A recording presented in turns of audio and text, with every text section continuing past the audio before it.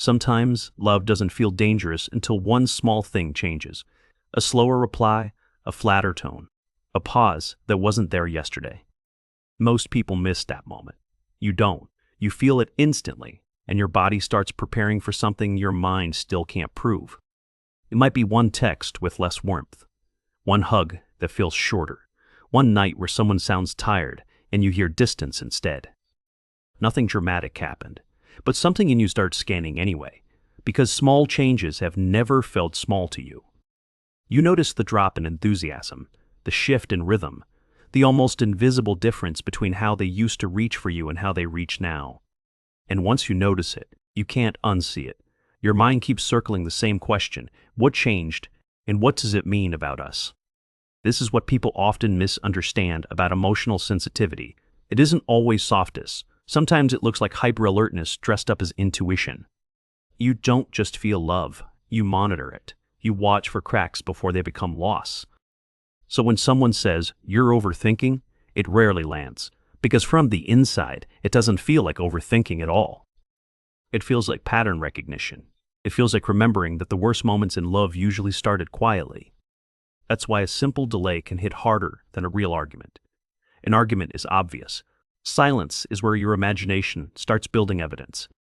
And the hard part is, you're not always wrong. People do pull away in small stages before they ever admit it out loud. So now your nervous system treats subtle shifts like early weather signs, a cold front, a pressure drop, a warning your body thinks it has to respect. You may tell yourself to relax. You may try to act normal, but internally the whole atmosphere has already changed. You reread the message. You replay the tone. You compare today's version of them to yesterday's version of them, like the difference might save you. Not because you're dramatic, because you've learned that closeness can change before words do. A lot of this begins long before adult relationships. It starts wherever emotional safety felt inconsistent, warm one minute and hard to predict the next. Maybe love came with mixed signals. Maybe comfort was available, but not reliable enough to fully rest inside. So you adapted in the smartest way you could. You learned to study faces, moods, pauses, and timing before anyone had to explain anything. You became good at reading emotional weather. In some environments, that skill protected you. But what protects you early can quietly exhaust you later, especially in adult love, where not every small shift means danger. Sometimes a person is just tired. Sometimes they're distracted, stressed, overwhelmed, or inside a private struggle that has nothing to do with you. But if your emotional memory was shaped by unpredictability, your body doesn't start with neutral, it starts with suspicion. That's why reassurance can feel both necessary and embarrassing. Part of you desperately wants clarity, and another part hates needing it at all. So instead of asking, you observe harder. You get quieter. You collect little clues and hope they add up to certainty. But certainty rarely comes that way. Usually, it just creates more noise. You start measuring things that healthy love was never meant to be measured by. The number of emojis, the speed of a reply, the difference between good night and night. You notice when they don't ask the second question, when they sound affectionate but not as affectionate, when they say they miss you, but not in the exact way you hope. And because the change feels real, your reaction feels justified, even if the evidence is still thin. This is where people can look calm on the outside and be in full emotional turbulence underneath. They're functioning, talking, even smiling, while internally bracing for rejection. They may not even think, "I'm afraid." What they think is, "I just need to figure out what's going on." If you call it fear, you have to admit how much power this person has to affect you. If you call it analysis, you can stay in control a little longer. So you analyze. You track consistency. You become a detective in your own relationship. You tell yourself you're being careful, but sometimes careful is just terrified with better language. And this is where love gets confusing. The more you care, the more detail you notice. People who feel deeply often don't become clingy first. They become watchful first. They start noticing how often the other person initiates, how long eye contact lasts, whether affection feels spontaneous or slightly performed. A tiny shift can make them emotionally step back before the relationship has even changed. They withdraw to protect against being the last one still leaning in. That's why someone can miss a person intensely and still go quiet. Distance can feel safer than asking, "Are we okay?" Because if you ask directly, the answer could hurt. If you stay silent, at least the truth arrives slower. Sometimes this plays out in the smallest moments. They send a short text, and you suddenly feel foolish for how much you revealed yesterday. They seem slightly distracted on a date, and now your chest is tight even while you're nodding through dinner. They didn't leave, but you already feel left. Or maybe they were warm all weekend, then less expressive on Monday. Nothing cruel happened, yet your mood changes like your body received bad news. You may start becoming colder without meaning to, less expressive, less available, a little more sarcastic, a little less open. From the outside, it can look like disinterest. Inside, it's usually self-protection arriving early. That's one of the saddest parts of this pattern. Longing often hides behind distance, not because the feeling is weak, but because it feels too exposed. You may want reassurance more than anything, but the need itself makes you feel small, so you act like you need less. Then the other person feels your withdrawal and responds to it. Now the very fear you were trying to prevent starts becoming visible. This is how old emotional logic sneaks into present love. If I sense danger, pull back first. If I need too much, hide it. If I care deeply, stay guarded. But emotional control and emotional safety are not the same thing. One keeps you from feeling too much. The other lets you feel without constantly preparing for harm. And many people mistake the first one for strength. They say, I'm just independent, when what they really mean is, I don't know how to relax inside connection. They say, I'm just careful, when what they really mean is, I've learned to expect disappointment before it fully arrives. That expectation changes everything. It makes affection harder to trust and inconsistency impossible to ignore. You can see this in how some people receive kindness. They don't melt into it. They inspect it. They wonder if it's real, if it will last, if it's just the high point before the drop. They don't only ask, do I like this? They ask, can this turn on me? So even healthy love can feel strangely disorienting. Not because it's wrong, but because steadiness feels unfamiliar enough to trigger doubt. If someone is clear, warm, and emotionally available, part of you may soften. Another part gets suspicious.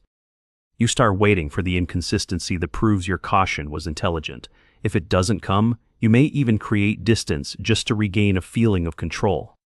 This is why some people feel closer after separation than during intimacy. When love is far away, it feels cleaner and safer. When it comes close, it asks more of the nervous system. It asks trust, surrender, visibility, and the willingness to not know everything. That last part is hard, because reading every small change is an attempt to outrun uncertainty. If you can decode the shift early enough, maybe you won't be blindsided. Maybe you won't relive that old feeling of not seeing it coming.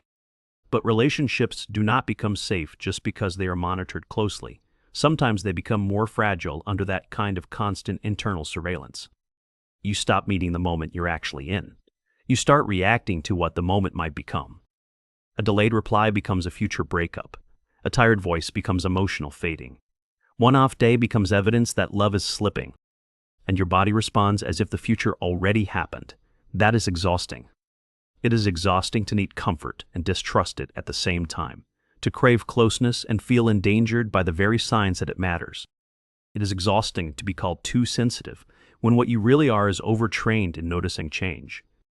That skill came from somewhere. And it deserves honesty, not shame. But honesty also means admitting the cost. Because this pattern can make love feel lonelier than being alone. You're with someone, but half your energy is spent checking whether they're still with you too. You may hear their words, but listen harder to what feels missing. You may receive affection, but focus on whether it matched the last time. That means reassurance doesn't fully land. It passes through for a second, then the mind starts scanning again. So what helps? Not pretending you don't notice changes, and not shaming yourself for being affected by them. What helps is learning that noticing is not the same as knowing. A shift is real, but the meaning you attach to it may still be unfinished. That pause matters. It creates room between sensation and conclusion. Instead of immediately asking, what's wrong with us? You begin asking, what story did my body just start telling? That question changes the whole room. Because sometimes the story is accurate, but sometimes it's old fear borrowing today's details. You also start seeing that reassurance is not weakness. Needing clarity in a relationship is human. The deeper work is not becoming someone who never needs reassurance. It is becoming someone who can ask for it without collapsing into shame. That might sound like "You seem a little distant today, and I'm noticing it." Or, "My mind is filling in blanks right now, and I'd rather be honest than guess." That kind of honesty is vulnerable, but it is far cleaner than silent testing. Because silent testing never really creates safety. It only creates more interpretation. Pulling back to see if they chase you. Acting unaffected to see if they notice. Going cold because you felt too open 5 minutes ago. Those moves can feel protective in the short term, but they keep love stuck in a guessing game either person can truly win. Real emotional safety is less dramatic than people expect. It often looks like simple, unglamorous clarity. Being direct before resentment builds. Asking instead of assuming. Staying present long enough to find out whether the shift was distance or just a hard day. Not every fear is irrational. Not every instinct is a false alarm. Sometimes your body is picking up on real inconsistency, emotional unavailability, or someone slowly stepping back.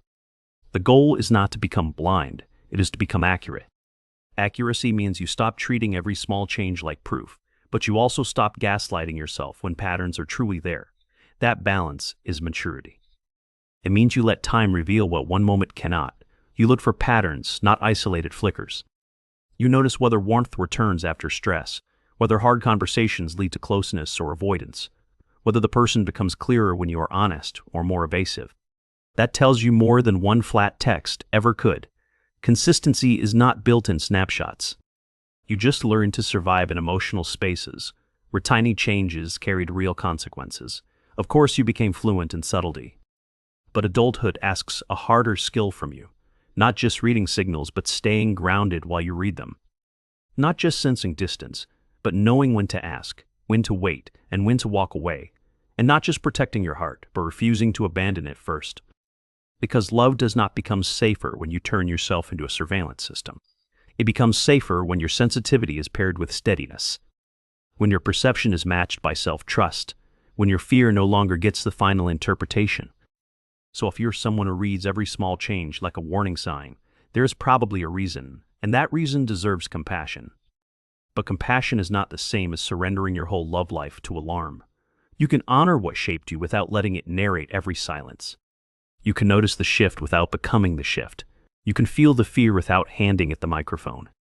And maybe that is what healing looks like here. Not becoming less deep, less aware, or less affected. It is becoming someone who can stay warm while uncertain. Someone who can ask instead of assume. Someone who stops calling every tremor an ending. Someone who finally learns that being alert is not the same as being safe. Because the most painful part was never that you noticed everything. It was that every small change kept feeling like a preview of being left. And the most powerful change may be this. One day, you still notice the shift, but you no longer disappear inside it.